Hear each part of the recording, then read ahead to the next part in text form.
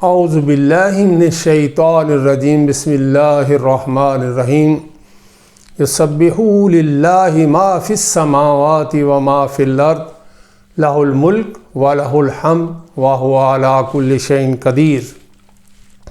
تمام چیزیں جو آسمان اور زمین میں ہیں اللہ کی پاکی بیان کرتی ہیں، اسی کی سلطنت ہے اور اسی کی تعریف ہے اور وہ ہر چیز پر قادر ہے۔ یہ سورہ تغابن کی آیت نمبر 1 ہے۔ اس سے پہلے میں ایک درس دے چکا ہوں کہ محمد رسول اللہ صلی اللہ علیہ وسلم نے قرآنی آیت کو دعا کی شکل کیسے دی، تو یہ آج دوسرا درس ہوگا انشاءاللہ۔ پہلا حصہ جو ہے وہ یہ ہے یسبح للہ ما فی السماوات وما فی الارض۔ اس قرآن حکیم کی آیت کے حصے کو نور علی نور یہ آیت بناتی ہے، اس کے نور کے اندر اضافہ کرتی ہے۔ یسبح للہ ما فی السماوات وما فی الارض الملک القدوس العزیز الحکیم۔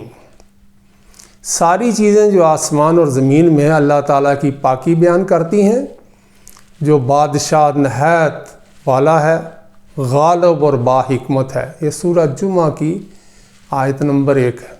پہلی جو میں نے بتائی تھی وہ سورہ تغابن کی، اس میں اور اس میں صرف آخر میں اسماء الحسنہ کا فرق آیا ہے، باقی آیت وہی ہے یسبح للہ ما فی السماوات وما فی الارض۔ اب یہاں پہ بات دونوں ہی آیات کے اندر اللہ کی تسبیح ہر چیز بیان کرتی ہے۔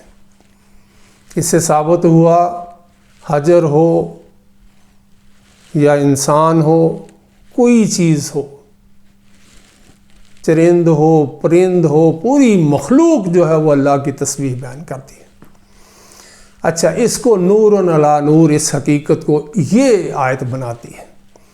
تسبح لہ السماوات السبع والارض ومن فیہن وَإِن مِّن شَيْءٍ إِلَّا يُسَبِّحُ بِحَمْدِهِ وَلَٰكِن لَّا تَفْقَهُونَ تَسْبِيحَهُ إِنَّهُ كَانَ حَلِيمٌ غَفُورًا۔ یعنی یہاں پہ کہا گیا کہ وہاں تو بات تھی کہ ساری کائنات جو تسبیح کرتی ہے، یہاں پہ اضافہ کیا جائے تسبح لہ السماوات السبع، یعنی ساتوں آسمان اور زمین، یعنی 7 آسمان اور 7 زمین، جو بھی اس میں ہے وہ سب تسبیح کرتے ہیں، اور ایسی کوئی چیز نہیں جو اللہ کی پاکی اور تعریف کے ساتھ یاد نہ کرتی ہو۔ یعنی تسبح لہ السماوات السبع والارض ومن فیہن، یہ 7 آسمان اور 7 زمینوں کے اندر جو کچھ ہے وہ سب اللہ کی تسبیح کرتے ہیں۔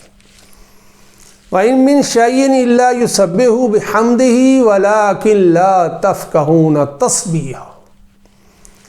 اور معاملہ یہ ہے کہ ساری کائنات تو اس کی تسبیح کرتی ہے، ہاں یہ صحیح ہے کہ تم لوگ تسبیح سمجھ نہیں سکتے، یعنی جو پاکی اور تعریف ساری کائنات کر رہی ہے تم اس کو سمجھ نہیں سکتے، تسبیح سمجھ نہیں سکتے۔ وہ ذات کیا ہے؟ انہ کان حلیما غفورا، وہ ذات بڑی بردبار اور بخشنے والی ہے۔ یہ سورہ بنی اسرائیل جسے اسراء کہتے ہیں، اس کی 44 نمبر آیت۔ یہ تو میں نے قرآن سے آپ کو ثابت کر دیا کہ تسبیح پوری کائنات اور 7 آسمان اور 7 زمینوں کے اندر جو کچھ ہے وہ سب کر رہا ہے۔ اب ایک اور چیز بھی تسبیح کرتی تھی صحابہ کے دور کے اندر، وہ بھی سن لیں۔ عبداللہ بن مسعود رضی اللہ تعالیٰ کہتے ہیں، انہوں نے کہا ہم نے معجزوں کو اللہ کی برکت اور عنایت سمجھتے تھے، یعنی جب کوئی معجزہ ہوتا تھا تو ہم سمجھتے یہ اللہ کی برکت اور عنایت ہے، اور تم اس سے ڈرتے ہو۔ ہم ایک سفر میں تھے کہ نبی کریم صلی اللہ علیہ وسلم کے ساتھ پانی کی کمی پڑ گئی۔ آپ صلی اللہ علیہ وسلم نے فرمایا کہیں کچھ بچا ہوا پانی ہو تو اسے لے آؤ۔ آخر ایک برتن لائے جس میں تھوڑا سا پانی تھا، آپ نے اپنا ہاتھ مبارک اس میں ڈال دیا اور فرمایا آؤ برکت والا پانی لے لو، برکت اللہ کی طرف سے ہے۔ عبداللہ رضی اللہ تعالیٰ نے کہا میں نے خود دیکھا کہ آپ کی انگلیوں میں سے پانی فوارے کی طرح پھوٹ رہا، اور ہم نے رسول اللہ صلی اللہ علیہ وسلم کے زمانے میں کھاتے وقت کھانے کی تسبیح بھی سنا کرتے تھے۔ یہ صحیح بخاری کی حدیث نمبر 3579 ہے۔ اب الفاظ جو ہیں وہ میں آپ کو بتا دیتا ہوں، جو عبداللہ کہتے ہیں فَلَقَدْ رَأَيْتُ الْمَاءَ يَنْبَعُ مِنْ بَيْنِ أَصْبَاحِ رسول اللہ صلی اللہ علیہ وسلم۔ وہ کہتے ہیں کہ میں نے محمد رسول اللہ علیہ وسلم کی جو انگلیاں تھیں اس کے اندر سے پانی کا چشمے پھوٹتے ہوئے دیکھے، اور اس سے پہلے الفاظ آتے ہیں حَيَّ عَلَى الطَّهُورَةِ الْمُبَارَكَةِ، آؤ پاک و صاف پانی لے لو، وَبَرَكَاتٌ مِّنَ اللَّهِ، یہ کس کی طرف سے ہیں؟ یہ اللہ کی طرف سے برکت ہے۔ تو وہ اس کے بعد کہتے ہیں وَلَقَدْ كُنَّا نَسْمَعُ تَسْبِيحَ الطَّعَامِ وَهُوَ يَأْكُلُ، کہ ہم محمد رسول اللہ صلی اللہ علیہ وسلم کے دور کے اندر جو کھانا تھا وہ بھی تسبیح بیان کرتا تھا۔ تو آپ یہ دیکھیں یہ کتنا بڑا معجزہ ہے، اور ہم کھانا کھاتے ہوئے نہ اللہ کو یاد کرتے ہیں، اس کو سب کو بھول جاتے ہیں، حالانکہ کھانا جو ہے وہ تسبیح کر رہا ہوتا اللہ کی۔ اب پہلا حصہ مکمل ہو گیا، اب دوسرا حصہ لَهُ مُلْكُ وَلَهُ الْحَمْدُ وَهُوَ عَلَىٰ كُلِّ شَيْءٍ قَدِيرٌ، یعنی یہاں پہ کہا گیا کہ اسی کی بادشاہی ہے، اسی کی تعریف ہے، اور وہ ہر چیز پر قدرت رکھتا ہے۔ اب اس کے بارے میں سن لیں، یہ بھی حدیث بہت ہی زبردست ہے۔ حضرت مغیرہ بن شعبہ سے روایت ہے کہ انہوں نے کہا کہ حضرت امیر معاویہ کو خط لکھا کہ نبی کریم صلی اللہ علیہ وسلم ہر فرض نماز کے بعد کیا پڑھتے تھے، یعنی ہر فرض نماز کے بعد محمد رسول اللہ صلی اللہ علیہ وسلم کیا پڑھتے تھے؟ تو انہوں نے جواب دیا لا الہ الا اللہ وحدہ لا شریک لہ لہ الملک ولہ الحمد وہو علی کل شیء قدیر، اللہم لا مانع لما آتیت ولا معطی لما منعت ولا ينفذ الجد منک الجد۔ یعنی قرآن کی تفسیر خود محمد رسول اللہ صلی اللہ علیہ وسلم کر رہے ہیں، اور قرآنی آیت کو دعا کی شکل میں کر رہے ہیں، اور یہ بہت بڑا کمال ہے۔ یعنی وہاں پہ الفاظ آ رہے تھے قرآن کے اندر، یہ ایک ہی صورت کے اندر پورے قرآن میں ایک ہی جگہ یہ الفاظ آئے لہ الملک ولہ الحمد وہو علی کل شیء قدیر۔ اب محمد رسول اللہ صلی اللہ علیہ وسلم نے اس کلمے کو کہاں کہاں پہ اس کی تعظیم کی ہے آپ دیکھیں گے انشاءاللہ۔ تو جو خط لکھا گیا اس میں معاویہ رضی اللہ عنہ سے پوچھا گیا تو انہوں نے بتایا کہ محمد رسول اللہ صلی اللہ علیہ وسلم ہر فرض نماز کے بعد کیا کہتے تھے؟ لا الہ الا اللہ وحدہ لا شریک لہ لہ الملک ولہ الحمد وہو علی کل شیء قدیر، اللہم لا مانع لما آتیت ولا معطی لما منعت ولا ينفذ الجد منک الجد۔ یہاں پہ دیکھ لیں کہ کہا گیا اللہ کے سوا کوئی معبود برحق نہیں، وہ ایک ہے، اس کا کوئی شریک نہیں، اس کی بادشاہت ہے اور اسی کے لیے تعریف ہے۔ لہ الملک، بادشاہ کس کی ہے؟ اسی کی، ولہ الحمد، اور تعریف کس کی ہے؟ اسی کی ہے۔ تو یہاں پہ کیا ہے؟ اسی کی تعریف ہے، اور وہ ہر بات پر قادر ہے۔ اے اللہ تیری عطا کو کوئی روکنے والا نہیں۔ اللہ اکبر، اللہم لا مانع لما آتیت، تیری اطاعت کو کوئی روکنے والا نہیں، اور کسی دولت مند کو اس کی تونگری تیرے عذاب سے نہیں بچا سکتی۔ یعنی کتنا بھی بڑا ہو دولت مند، اس کی تونگری جو ہے وہ تیرے عذاب سے نہیں بچا سکتی۔ اللہم لا مانع لما آتیت ولا معطی لما منعت، جس کو تو منع کر دے اس کو کوئی دے نہیں سکتا۔ ولا ينفذ الجد منک الجد، اور کسی آدمی کی جو ہے دولت مندی اس کی تونگری اللہ کے عذاب سے بچا نہیں سکتی۔ یہ صحیح بخاری کی حدیث نمبر 844 ہے۔ اب اس کے بعد اگلی ایک حدیث سن لیں۔ عبادہ بن صامت ان نبی صلی اللہ علیہ وسلم قال من تعرى من اللیل فقل لا الہ الا اللہ وحدہ لا شریک لہ لہ الملک ولہ الحمد وہو علی کل شیء قدیر۔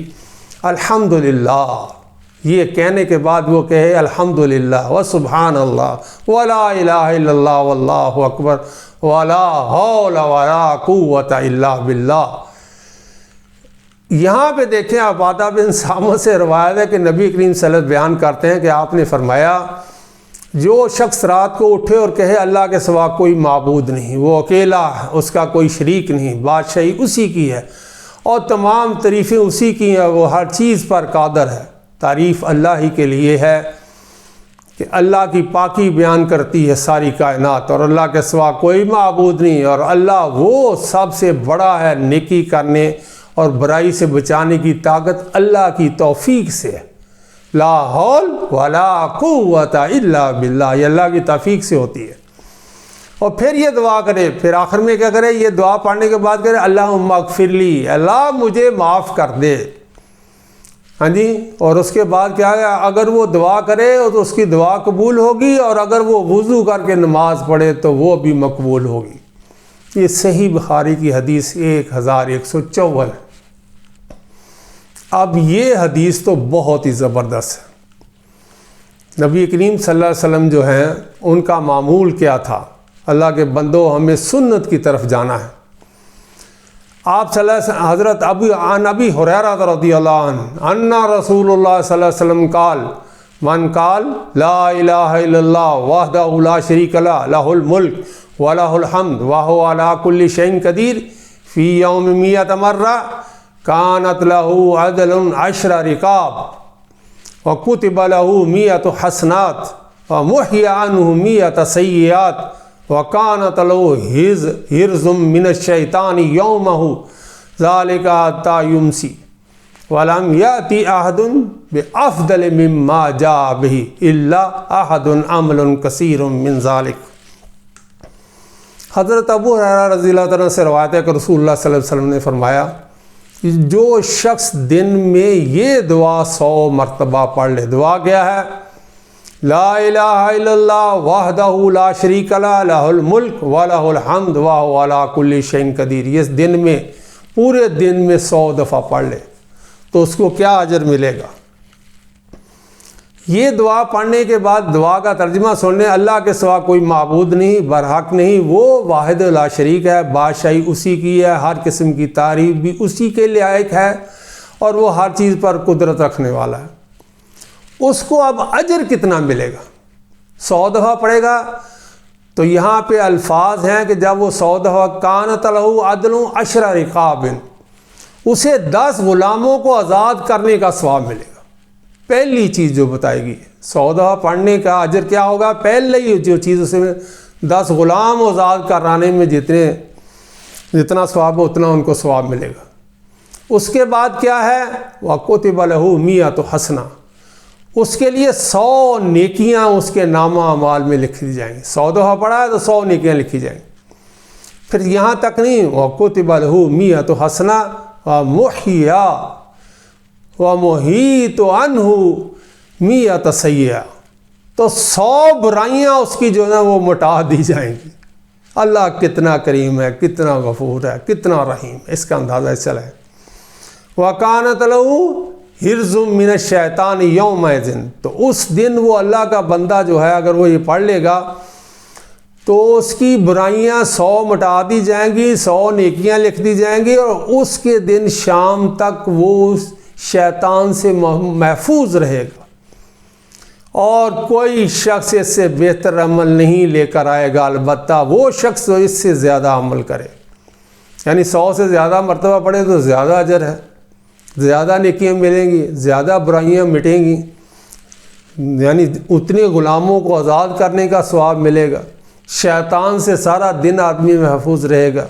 یہ صحیح بخاری کی حدیث 3293 ہے۔ اللہ کے بندو یہ چیز مد نظر رکھو، لہ الملک ولہ الحمد وہو علی کل شیء قدیر۔ بات کیا کہی جا رہی تھی، یسبح للہ ما فی السماوات و ما فی الارض لہ الملک ولہ الحمد وہو علی کل شیء قدیر۔ جزاک اللہ خیرا۔